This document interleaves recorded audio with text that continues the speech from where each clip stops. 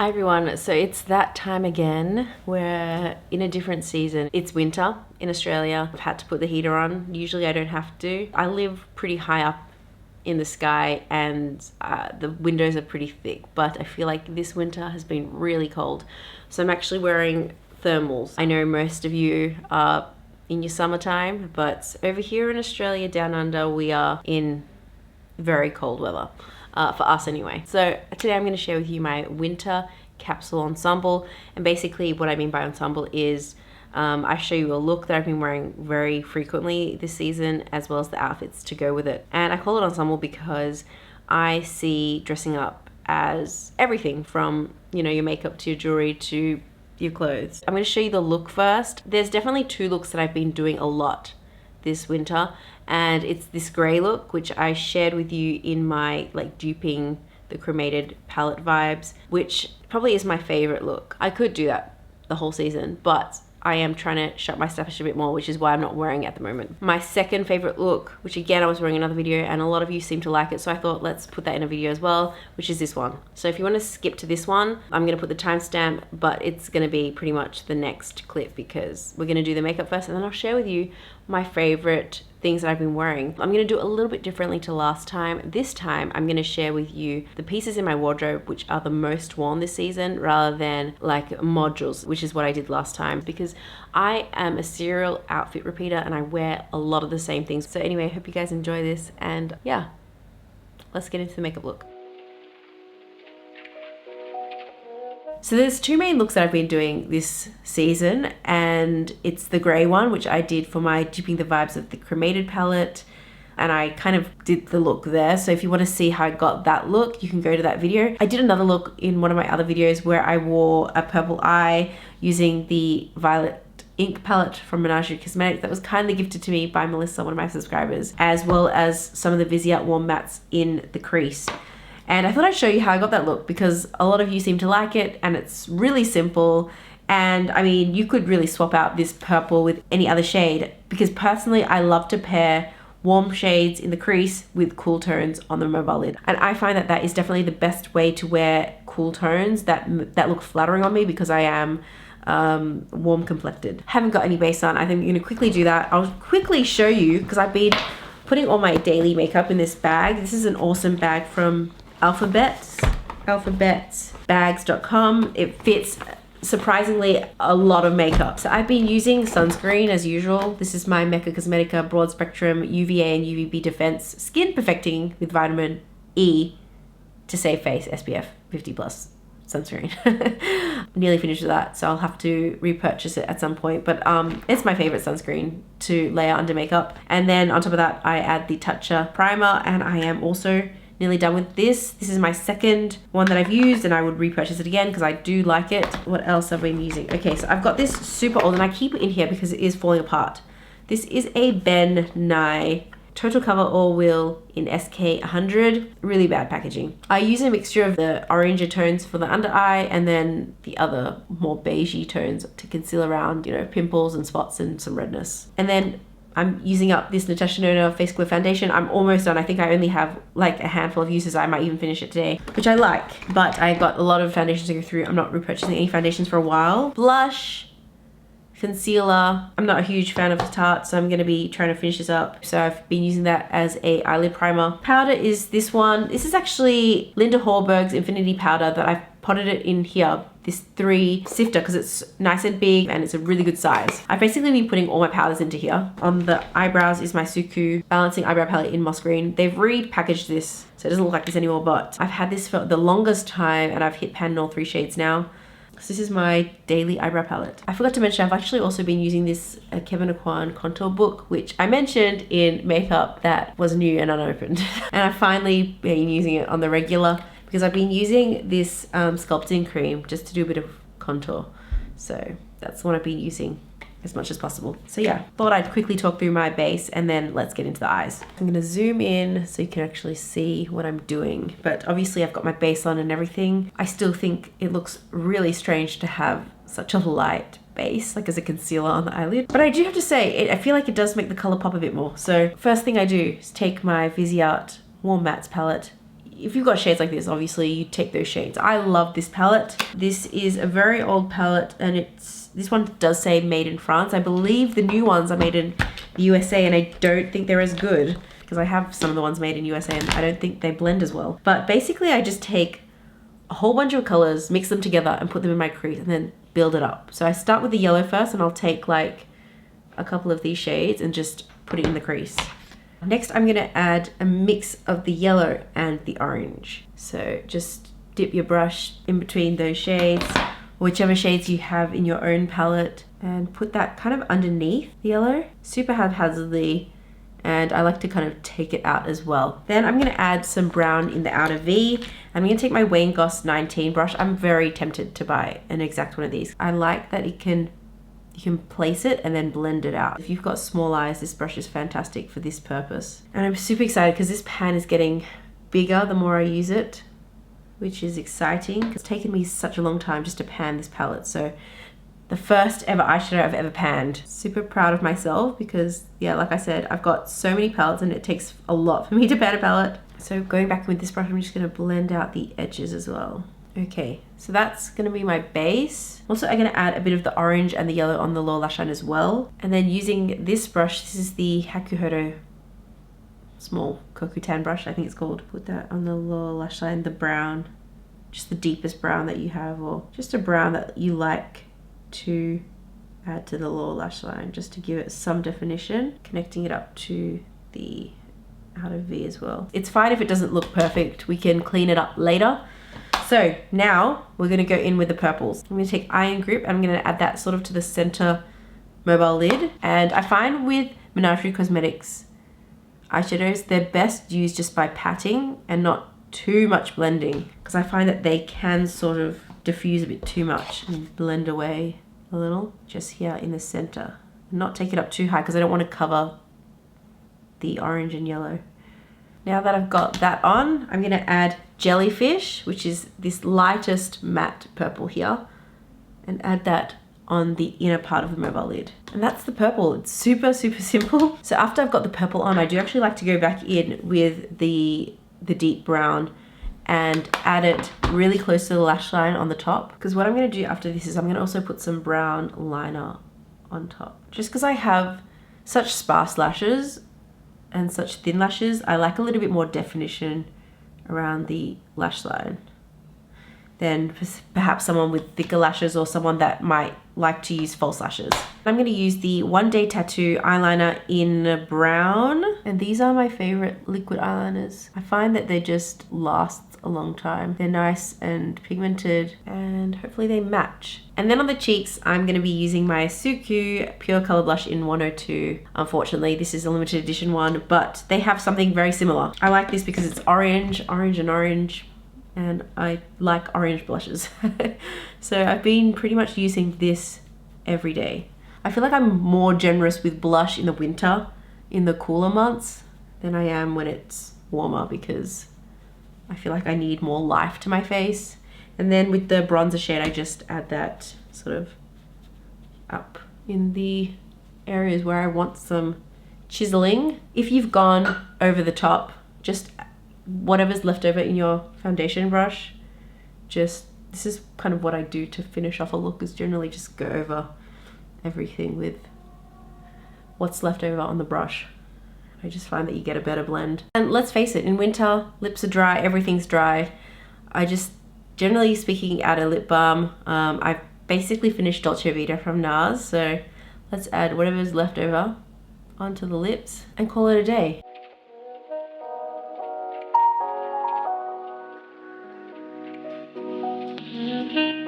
Okay, first outfit, this one, the one I'm wearing right now.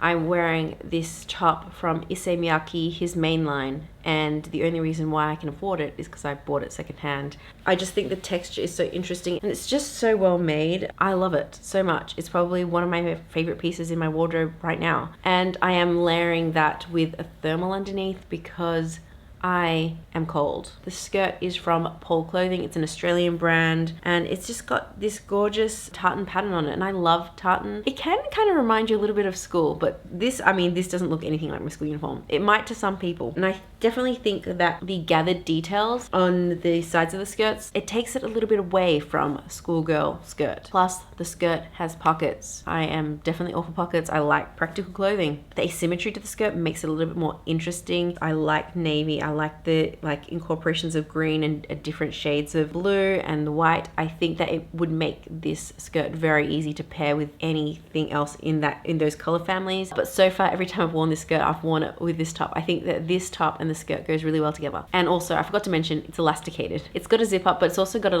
elasticated waist, which just, it's the extra comfort thing. And I think comfort is a thing right now. And I am on that bandwagon. And I've also been wearing them with these boots. These are a really old pair of Miu Miu boots. I did get them resold, but I've got one stud missing here, and I need to get that repaired. These are one of my favorite boots, and I do think with the studs, they just make it look a little bit edgier, because I do feel like, sometimes I feel like my style is a bit nannery. So I think this kind of makes it look a little bit younger and a bit cooler. So I really like those boots. And of course, I've got my coat. My trench coat, my navy trench coat from Sandro. Cost per wear, it was worth every single dollar because I wear it so frequently. It's probably my most frequently worn coat, and it was in my autumn ensemble video as well. It is on the lighter side, so I feel like you can wear it through different seasons. Definitely in winter, you would need to bulk up a little bit underneath because it's not super warm. Again, if I'm wearing thermals and this, then I feel like it's enough layers. So another most worn outfit is this one. By the way, I am filming this across different days because sometimes I just don't have a whole chunk of time to film all in one go. So that's why I have different makeup and everything. And I think today's makeup looks way better. I used the exact same palette, which is the Dark Matter Stack, but I did it in a way that I feel looks better. Anyway, that aside, this is another one of my most worn outfits. Again, it's the same top, different color.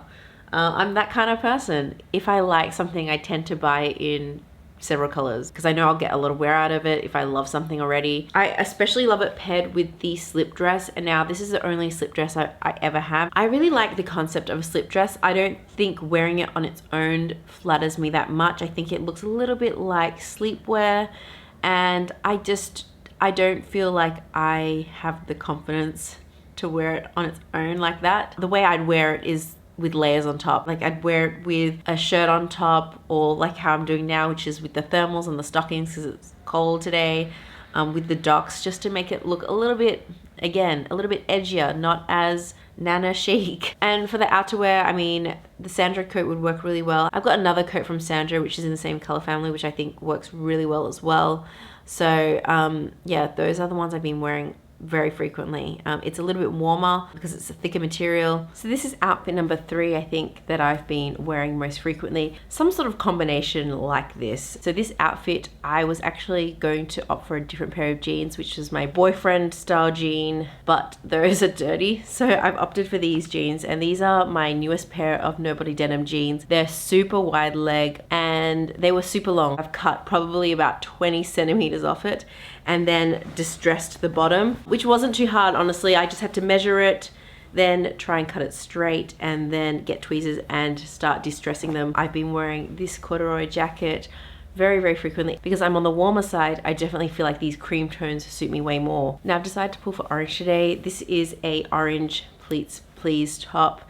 It's very old and it's got the more relaxed pleats, which I really love, mainly because I wanted to pull these earrings out. These are from Molly Coombs-Marr. She's an Aussie jewelry maker and she does a lot of Australiana inspired jewelry, and I love it. I think these are absolutely gorgeous. I would say they're not my typical style because I don't really go for really cute kitschy type of jewelry, but there's something about her designs that I absolutely love, and I do try and find a way to incorporate them into my outfits because I think they're so special. So yeah, this is the outfit today. It's a very casual Friday look because it is a Friday here, and I generally like to wear jeans on Fridays. I will try and link everything that I'm wearing and everything that I'm mentioning in the description bar below if you want to check them out. fourth outfit. This is just an outfit that I've gravitated towards a lot. In fact, I wore this yesterday. No, I wore this 2 days ago and I'm wearing it again. Basically, I'm wearing this knit. This is from Veronica Maine. It's another Australian brand, which I really like. It's very warm, which I do like. And it is on the thinner side because I find that because I am rectangular and I'm quite top heavy because I tend to wear larger in my top than my bottoms. I tend to stay away from like really chunky knits because I just don't find that they flatter my body as much as a thinner knit like this. And this is one of my favorite colors to wear, paired with some brown stockings and this pleated skirt, which again, love pleats. I do have to say one kind of design flaw in this skirt is that it does open up significantly. I might actually sew up like a few buttons just to keep it secure or something like that. And I have paired this outfit with some shoes from Habit, which is another Australian brand. I try to support Australian designers, Australian brands. I mean, there's so many options out there, and why not support locally, especially in a time like this if you can. I think that it's a good way to keep our own local economy going. And these are my latest purchase from Habit. These are the almond shoes in nude, and these are so comfortable. I used to walk to work every now and again when the weather was good, and it's about 7 kilometers. And I find in the Habit shoes, they're comfortable enough for me to walk the 7 kilometer round trip without my feet hurting. Because again, I have wider feet, I have bunions, so certain shoes can constrict me, but these I find quite good for people like me who have a wider foot. I like this blush kind of muted pink color because I do find that, again, I wear a lot of these kind of more muted autumnal shades, and I find that this shade of shoe goes with a lot. So that's why I knew I really wanted to purchase these, and I had been eyeing them for months and months and months. I'd been thinking about them, so I finally pulled the trigger and purchased them now that I'm not on my no buy. I like the detail, the eyelet details, and the nude lace. I mean, it's all these little considerations that make me really like this brand. All their shoes are designed in Melbourne and made in Italy, so yeah, really love those shoes. I definitely find it difficult sometimes to articulate why I like something, so I'm really sorry if I keep repeating myself using the same adjectives, but I think it really just comes down to whether it's flattering on me. Does the shade suit my skin? Does the clothes, you know, hit me at the right spots and accentuate the things I want to accentuate and hide the things that I want to hide? So yeah, I like this outfit because I do think it looks nice.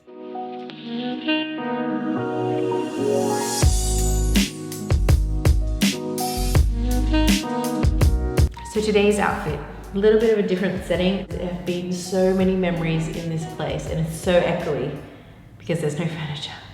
So sorry about the sound. This apartment was actually the first place I ever lived in when I first moved out of my parents' place, my first home. Yeah, I'm just really sad, a little bit sad.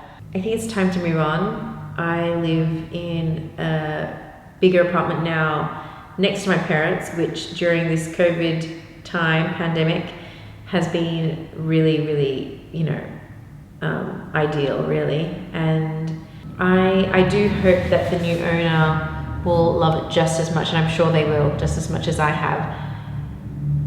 I'm just saying goodbye to it. But anyway, let's get on to the outfit while we still have light. Skirt is this please skirt. I love this skirt. It's got like several layers, so it's a little bit more insulation than the norm. And of course I'm pairing it with green stockings. I like to kind of match a lot of checks in my wardrobe. It's like one of the very few patterns that I can actually do. And this top, I like the color. I like that there's slits here. I like that there's a slit here so you can do the left, leave the back open and have the front tucked in, which is what I usually do, or you can just tuck the full thing in. It's really up to you, but I think it goes really well. And shiny shoes, which are Habit shoes as well. Here is my coat. It is a Garni coat, leopard print blue. I feel like in Melbourne it doesn't rain that much here, but having a raincoat I think always helps, you know. Gotta protect the hair. I'm really sorry if the lighting in here is terrible because obviously the sun is setting and so there's not much of it left. So this might just be really bad, this whole footage, sorry in advance. Oh, and my bag. Lots of prints today, like print clashing. It's crossbody as well. Perfect for that. Handles, you don't want that, you know, good bag.